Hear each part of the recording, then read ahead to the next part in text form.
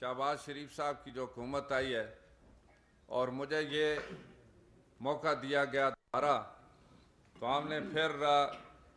آج آپ سب کو دعوت دے کر ایک دفعہ پھر اس کونسل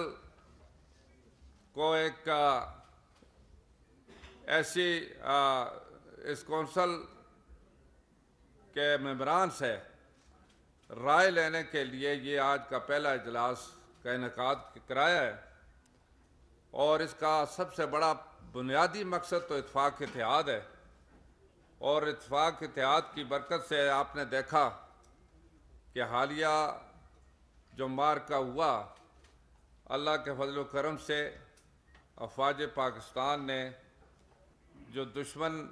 کے دانت کھٹے کیے ہیں، پوری دنیا میں پاکستان کا نام روشن کیا ہے۔ اور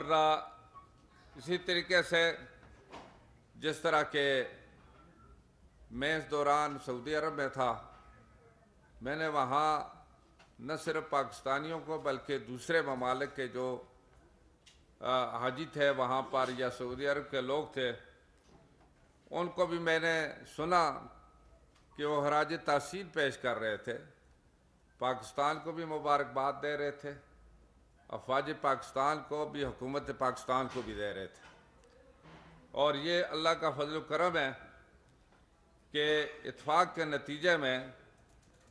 اپنے سے بڑھ کر جو ایک دشمن جو اپنے ایک گھمنڈ میں یہ خیال کرتا تھا کہ ایک بہت بڑی طاقت ہے، اس کا ایسا مقابلہ کیا کہ انشاءاللہ ان کو آئندہ ایسی جرأت نہیں ہو سکے گی۔ اس پر میں اپنے وزیر اعظم کو اور پاکستان کی عوام کو اور خاص طور پر سپہ سالار جو ہے جنرل عاصم منیر صاحب کو، ایئر چیف کو، نیول چیف کو، افواج پاکستان سب کو مبارکباد دیتا ہوں، اور